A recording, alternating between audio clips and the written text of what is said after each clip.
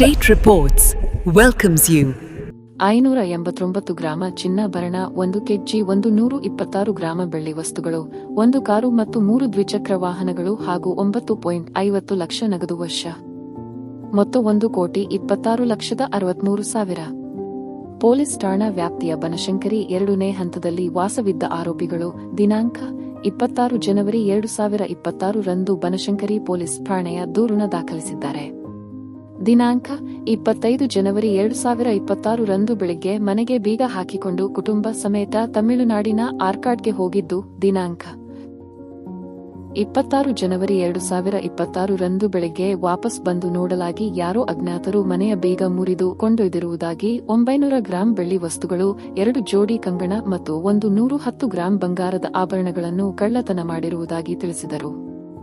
ಈ ಕುರಿತು ಬನಶಂಕರಿ ಪೊಲೀಸ್ ಠಾಣೆಯಲ್ಲಿ ಪ್ರಕರಣ ದಾಖಲಾಗಿರುತ್ತದೆ.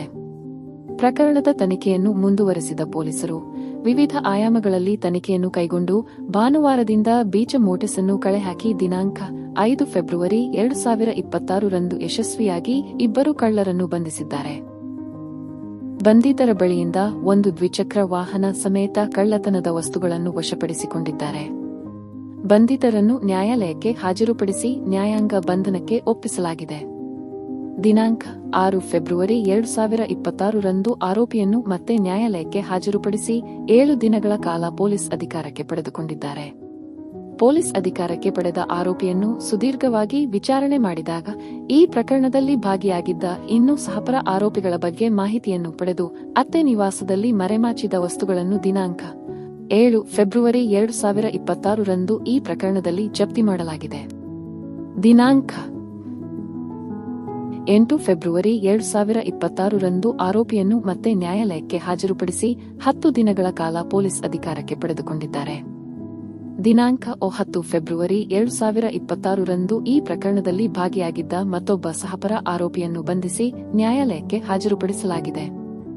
ಬಂಧಿತರಿಂದ ವಸ್ತುಗಳನ್ನು ವಶಪಡಿಸಿಕೊಂಡಿದ್ದಾರೆ.